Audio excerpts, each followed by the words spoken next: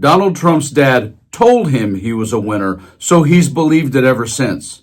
So making promises means absolutely nothing to this man. You are going to be so proud of your country. You're going to be so proud of your president. Hey there, welcome back into another breaking story here at Occupy Democrats. But the truth is, Trump is really just a loser wrapped in birth card clothes. So keeping promises means even less. Donald Trump has promised a very busy first day when he retakes the White House. In fact, he's made at least 59 distinct day one promises. Because we're going to turn it around and we're going to start winning again. We're going to win at every level. We're going to win with the economy. Top concern for many Americans. New polling shows President Trump's approval on the economy is falling. According to the latest AP and ORC poll, just 31% of Americans approve of Trump's handling of the issue. That's the lowest level recorded in Trump's first or second term. And when you're the president, this will get you in a lot of legal trouble.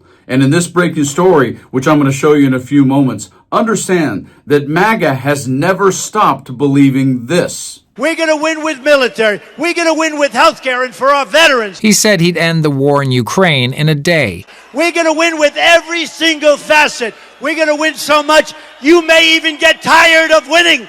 And if you'd like to see Mr. Self-Appointed Winner out of the White House, just subscribe to the channel. It keeps going. Pardoning January 6th rioters is another priority. Undoing environmental regulations. Personally, I see a lot of losing, which is the core of this breaking story, except for this particular element which is causing his legal troubles. He promised to begin deporting undocumented immigrants. On day one, I will launch the largest deportation program in American history.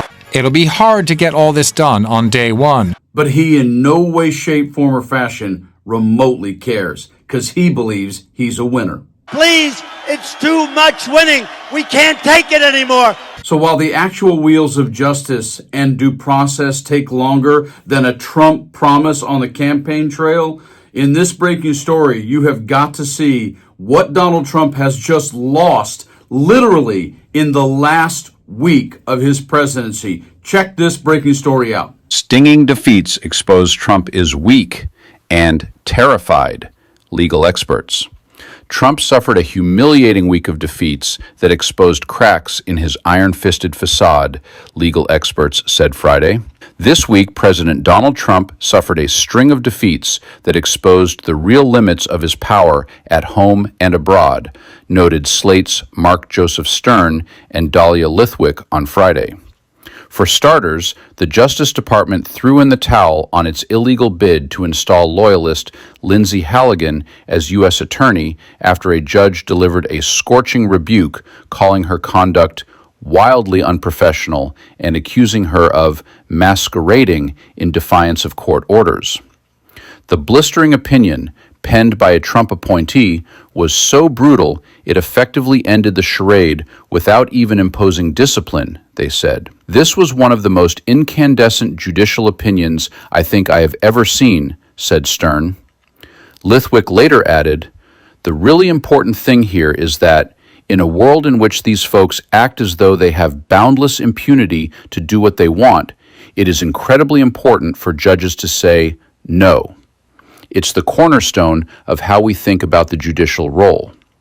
She called Halligan's loss a historic dressing down of somebody who thought they were made of Teflon. And the humiliations kept coming. Trump abandoned his bombastic threats to seize Greenland through military force or crippling tariffs after broad pushback, particularly from Canadian Prime Minister Mark Carney's fiery Davos speech. The president's eye-popping retreat left him with nothing. The NATO access he claimed as a victory already existed under current agreements, the legal experts said. He torched global markets and terrified allies for the status quo. Meanwhile, the Supreme Court slammed the brakes on Trump's attempt to purge Federal Reserve Chair Lisa Cook, with justices appearing stunned at how far he'd pushed their limits. The three-front collapse revealed an uncomfortable truth, they said. Trump crumbles when confronted with real consequences. As Minneapolis residents continue protesting ICE raids on immigrant communities, the broader lesson for America is that resistance works. The truth is that he's weak. He is not the muscular president he pretends to be on television. When someone says no and uses tools at their disposal to enforce that boundary, he stands down, because he is terrified of being defeated in a way that he can't spin as a secret victory, said Stern. The end of that story is the best assessment of who Donald Trump really is that you'll ever hear. This is why the man has filed bankruptcy 6 times. This is why he has taken out so many lawsuits, but yet settled out of court so many times or withdrawn them quietly.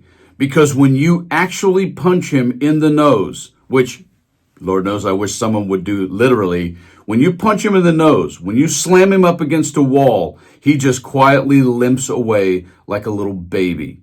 And that is the core of what drives all of his megalomania and all of his crazy actions, posts, and speeches. This is why we have to get this man out. Like and share the video and stay frosty.